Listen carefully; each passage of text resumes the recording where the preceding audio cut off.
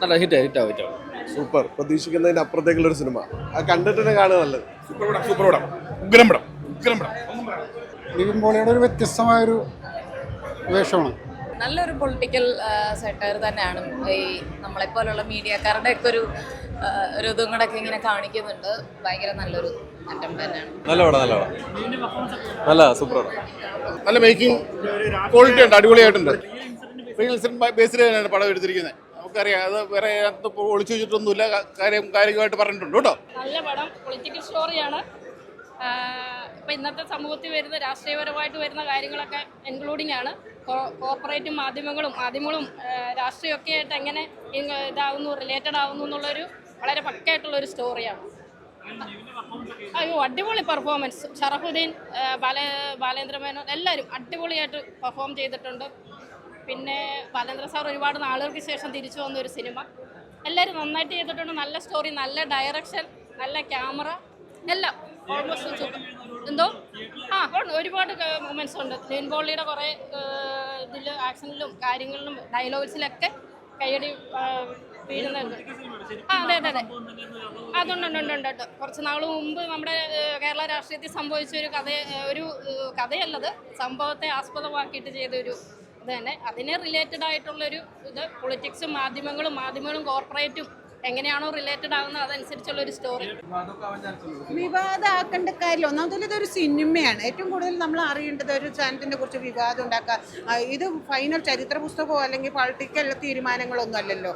ഇത് ഒരു cinema making ആണ്. അതിനെ നമുക്ക് വിമർശിക്കുകയോ സ്വീകരിക്കുകയും ഒക്കെ ചെയ്യാം. വിമർശിക്കുന്നതുകൊണ്ട് കുഴപ്പമില്ല, മീഡിയ എന്നുള്ളത് അതിൻ്റെ ഒരു ഇതാണ്. പക്ഷേ പൊതുവിൽ എനിക്ക് തോന്നിയത് അതിന് ഒരു ആദ്യത്തെ കാഴ്ചയിൽ, ഇനി നമ്മൾ കുറച്ചും കൂടെ ആലോചിക്കുമ്പോഴായിരിക്കും ചിലപ്പോൾ തോന്നുന്നത്, ആദ്യത്തെ ഒരു കാഴ്ചയിൽ വളരെ ബാലൻസ്ഡ് ആയിട്ടുള്ള ഒരു ഇതാണ്. പൊളിറ്റിക്കൽ സ്ത്രീകളുടെ പ്രശ്നം, പൊളിറ്റിക്കൽ പ്രശ്നങ്ങൾ, അതുപോലെ തന്നെ ടെക്നോളജിയുടെ പ്രശ്നം, യൂത്തിൻ്റെ അത് ആ ഒരു രീതിയിൽ അതിൻ്റെ മേക്കിംഗ് ഒക്കെ അങ്ങനെ ഒന്നിനും അല്ല. അതാണ് ഞാൻ പറഞ്ഞത്, വളരെ ബാലൻസ്ഡ് ആയിട്ട് എടുത്തേക്കണം. ഏതെങ്കിലും ഒരു പാർട്ടി ഗുണമായിട്ടോ ഒരു പാർട്ടിയെ മോശമായിട്ടോ കാണിക്കുന്നില്ല. കാരണം അതിലൊരു ബാലൻസിങ് കാണിച്ചിട്ടുണ്ട്. അത് കേൾക്കുമ്പോൾ ഭയങ്കര സന്തോഷം. നിങ്ങളിങ്ങനെ പറയുമ്പോഴാണ് സന്തോഷം. കാരണം നമ്മൾ ഒരു സിനിമ അഭിനയിച്ചു കഴിഞ്ഞിട്ട് അത് തിയേറ്ററിൽ കാണുമ്പോൾ എന്തായിരിക്കും ഓഡിയൻസ്, എങ്ങനെയായിരിക്കും അത് റിയാക്ട് ചെയ്യണമെന്നുള്ളതാണ് നമ്മുടെ ടെൻഷൻ. പക്ഷെ എല്ലാവരും ഇപ്പം എല്ലാവരും ഒരേപോലെ പറയാമെന്നത് ഭയങ്കര സന്തോഷമുണ്ട്. അല്ലെങ്കിൽ അവിടെ കുഴപ്പം ഇവിടെ കുഴപ്പം എന്നൊക്കെ പറയുമ്പോൾ നമുക്ക് വിഷമമുണ്ടാകും. ഇത് അങ്ങനെ ഒന്നും ആരും ഇതുവരെ പറഞ്ഞിട്ടില്ല. അതുകൊണ്ട് ഭയങ്കര സന്തോഷമുണ്ട്.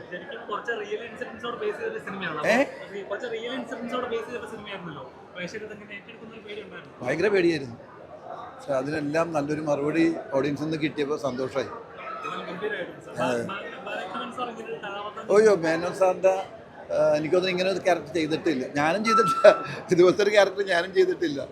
വളരെ സന്തോഷം. ഞാൻ ഇത്ര വലിയൊരു പുതിയ കാസ്റ്റിനെ കൂടെ ഒരു ഫസ്റ്റ് പടം ഞാൻ ചെയ്തപ്പോൾ അതിൻ്റെ ആർക്ക് വളരെ ഇഷ്ടപ്പെട്ടു. നിങ്ങളും എല്ലാവരും തിയേറ്ററിൽ പോയി തന്നെ കാണുക, എന്നിട്ട് അഭിപ്രായം പറയുക. അത്രേ ഉള്ളൂ.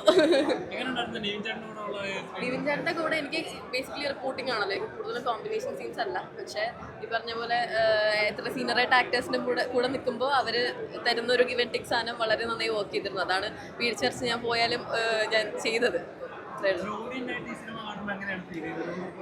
രോമാഞ്ചം. സെക്കൻഡ് ഹാഫൊക്കെ നല്ല രസമായിരുന്നു. പിന്നെ ഉണ്ണികൃഷ്ണൻ സാറിൻ്റെ ഒരു ജനറൽ ഒരു സംഭവം ഉണ്ടല്ലോ, മാസ് സംഭവം, അതൊക്കെ കാണുമ്പോൾ കൈയടിച്ചുകൊണ്ടിരിക്കുകയായിരുന്നു. ഭയങ്കര സന്തോഷം ചേട്ടാ. കാരണം ആഗ്രഹിച്ചിട്ട് വന്ന ആളാണ് ഞാൻ. അപ്പോൾ ഇങ്ങനൊരു പ്രൊജക്റ്റിൽ ഇത്ര വലിയ ആളുകളുടെ കൂടെ എനിക്ക് ചെയ്യാൻ പറ്റിയതിൽ ഭയങ്കര സന്തോഷം. നിങ്ങൾക്ക് ഇഷ്ടപ്പെട്ടോ? ശരിയോ?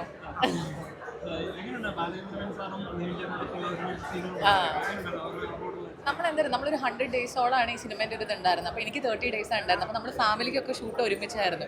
അപ്പോൾ എനിക്ക് സെറ്റിൽ നിന്ന് വരാൻ തോന്നുന്നുണ്ടായിരുന്നു. ഞാൻ ഷൂട്ട് കഴിഞ്ഞിട്ട് ഞാൻ ഇടയ്ക്കിടയ്ക്ക് സർ ഞാൻ വന്നോട്ടെ ചോദിച്ചിട്ട് ഞാൻ പോകുന്നുണ്ടായിരുന്നു. അപ്പോൾ ഭയങ്കര ഹാപ്പി ആയിട്ട് വർക്ക് ചെയ്ത പടമാണ്. അതിൻ്റെ ഒരു ഔട്ട് ഉണ്ടെന്ന് വിചാരിക്കുന്നു. അപ്പോൾ നിങ്ങളെല്ലാവരും കാണുക, നമ്മളെ സപ്പോർട്ട് ചെയ്യുക.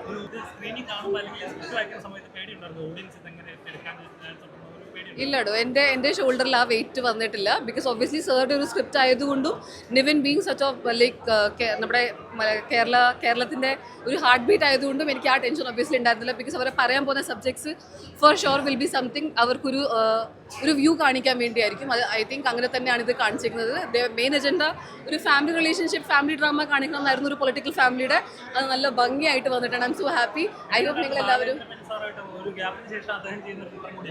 എനിക്ക് ലൈക്ക് അതാ ഞാൻ പറഞ്ഞത്, എനിക്കൊരു സർറിയൽ സംഭവമാണ്. ലൈക്ക് അങ്ങനത്തെ ലൈക്ക് സാറുടെ പോലെ അത്ര വലിയ actor Harish Ashokan sir, Maniyanpilla Raju sir, ഇത്ര വലിയ ആൾക്കാർ ആസ് ലൈക്ക് ഹിസ്റ്ററി ഓഫ് സിനിമയാണ് നമ്മുടെ മലയാളം ഇൻഡസ്ട്രിയുടെ. അപ്പോൾ അവരുടെ കൂടെ വർക്ക് ചെയ്യാൻ പറ്റിയതിൻ്റെ ഒരു സന്തോഷം. യെസ് സാറിൻ്റെ കൂടെ ആണെങ്കിൽ വളരെ സീനിയർ ആയിട്ടുള്ള ആക്ടറാണ്. സാറിന് പഴയ ഒരുപാട് കാര്യങ്ങൾ നമ്മുടെ അടുത്ത് പറയാനുണ്ട്. ഞങ്ങളൊക്കെ ഇൻ ബിറ്റ്വീൻ ദ ഷോർട്സ് ഒക്കെ സാറിനോട് ചോദിക്കുമ്പോൾ പഴയ കഥകളും സിനിമ സംവിധാനം ചെയ്തതിൻ്റെ സ്റ്റോറീസും അങ്ങനെ കുറേ കാര്യങ്ങൾ ഇൻ ബിറ്റ്വീൻ പറയും. വളരെ ഫണ്ണായിട്ടാണ് ഈ സിനിമ പോയിരിക്കുന്നത് ഞങ്ങൾ അഭിനയിക്കുന്ന സമയത്ത്. പക്ഷേ ഇത് തിയേറ്ററിൽ കാണുമ്പോൾ ഇറ്റ്സ് സോ വെരി ഇമോഷണൽ. ആ ഇമോഷനാണ് നിങ്ങളിലേക്ക് എത്തേണ്ടത്. നിങ്ങൾ തിയേറ്ററിൽ പോയിട്ട് തന്നെ കാണും. ഓഫ് കോഴ്സ് പൊളിറ്റിക്സിൻ്റെ ബേസ് ആണ്. അതിനൊപ്പം തന്നെ ഏറ്റവും കോർ എലമെൻ്റ് എന്ന് പറയുന്നത് ഫാമിലിയാണ്. പൊളിറ്റിക്കലായിട്ടുള്ള റിലേറ്റഡ് ആയിട്ടുള്ള ഫാമിലീസ് എങ്ങനെ എഫക്റ്റഡ് ആവും എന്നുള്ളത് വളരെ മനോഹരമായിട്ട് പറയുന്നുണ്ട്. നിങ്ങൾ കാണും.